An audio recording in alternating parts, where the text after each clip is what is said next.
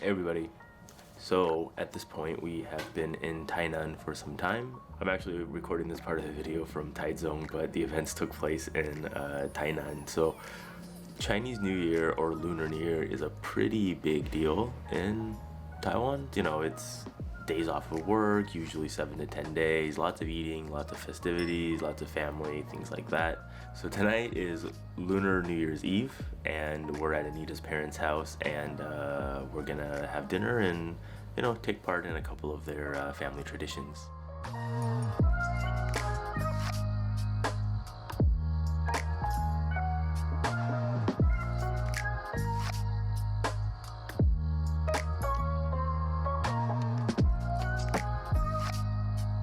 So right now we just finished lunch at Anita's parents' house, and they're sticking up all the good luck stuff.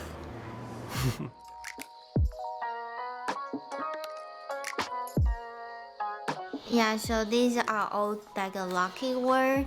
So we put this lucky word on our home, like on the wall. So we stick on it and Is it on the door? Or? yeah, mainly on the door. And for like this one, it's like full. We will put this on the rice can. So it means the whole year your food is full. That's Yeah, cool. and we will put this on the door. Yeah, these are all like very good, like this year our home will have prosperity and lucky.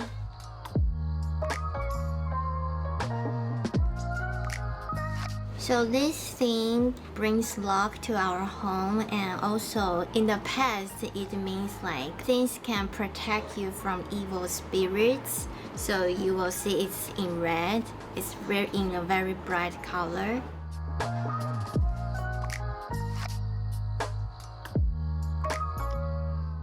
Spring.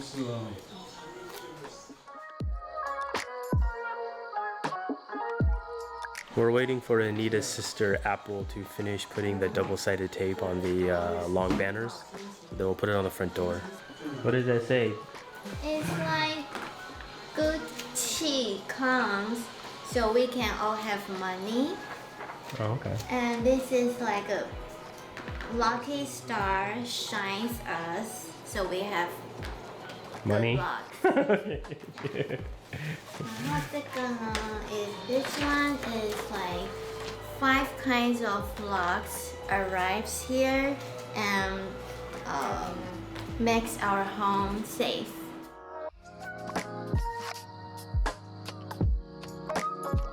Tear down all the old ones and then we're gonna put on the new one. She is really good at this kind of stuff.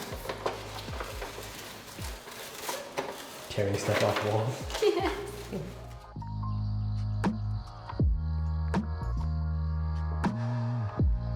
One is left and one is right. We are not sure. So we're gonna have to take the note. You can't like mix it up, so it has a regulation. One is on right, one is on left. Later we'll probably go pick up food for dinner. Because of, you know, the pandemic and all that, there's not going to be a big family celebration this year. So, yeah.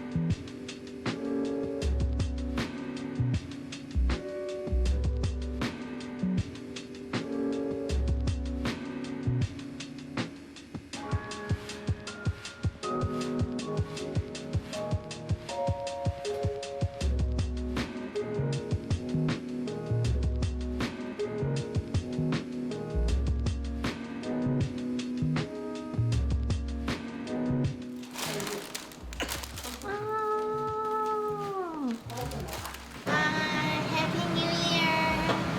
新年快乐！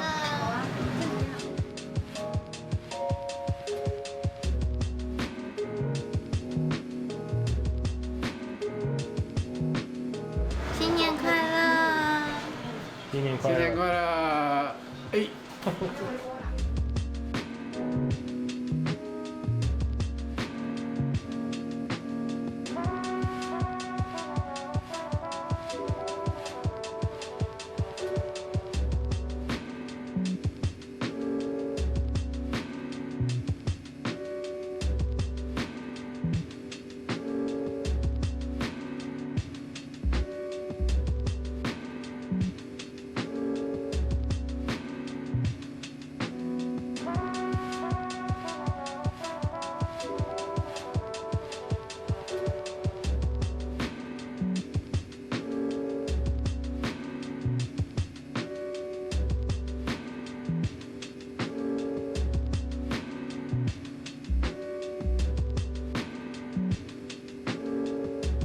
新年快乐！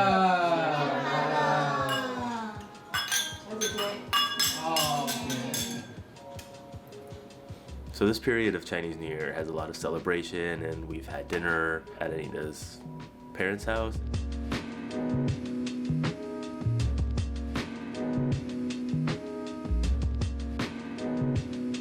And after dinner, we're gonna do some arts and crafts, and we're gonna basically draw pictures of oxes and put them up afterwards.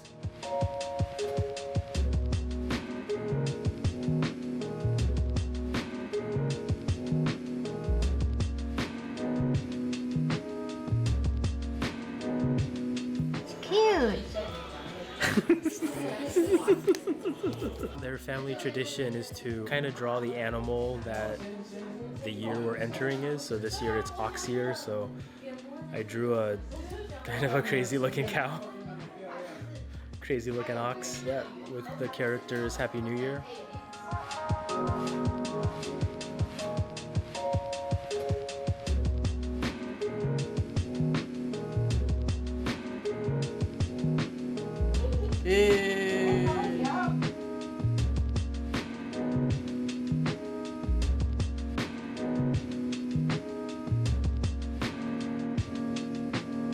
We will also be going for hot pot. So there's this place in Tainan called Spicy 45 or Mala Si Wu.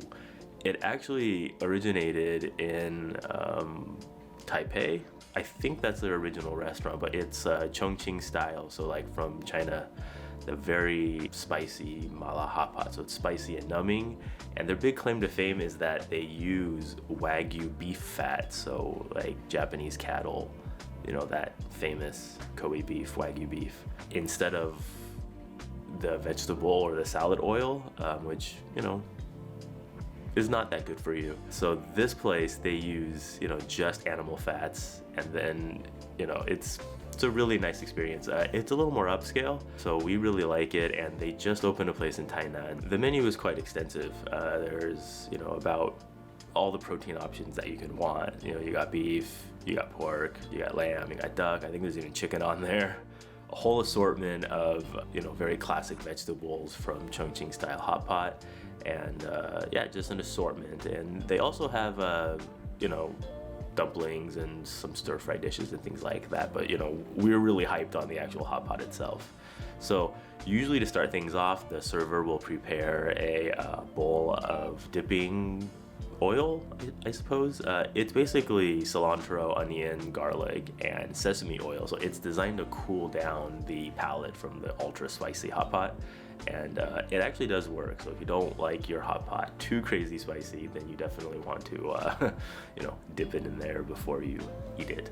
So, you know, what's visually obvious about Chongqing style hot pot is that it's divided into grids, right? So that's kind of their style. It's more of their claim to fame. So each of these grids, they actually have a different temperature. So, you know, the ones in the middle tend to be a lot hotter than the ones on the side. So you generally put the vegetables around the outside for like a slow cook.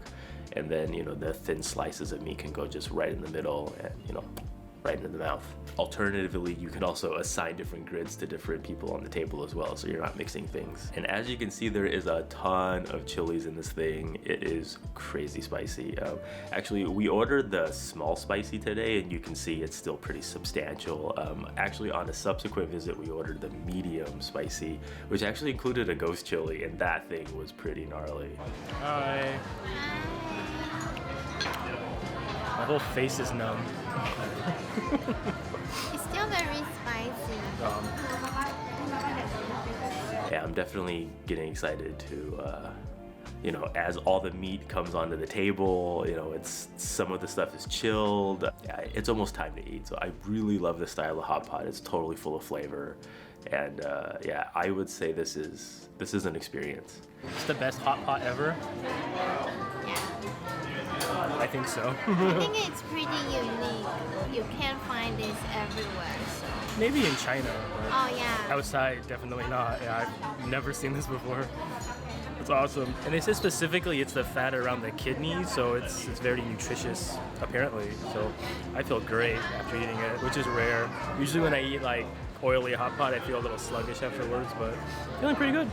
Some of the nicer cuts of meat come chilled on ice, and we also ordered duck intestines, which is one of their specialties, and also beef tongue.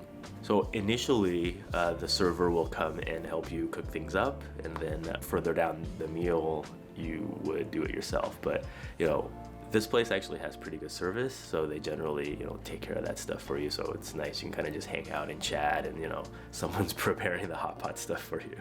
So more importantly is the server will actually show you how to cook it. So some of the thinner meats are actually cooked super fast. I mean, like 3 to 5 seconds. So if you were more inexperienced, you wouldn't know and you might overcook this stuff. So it's good to kind of pay a little attention.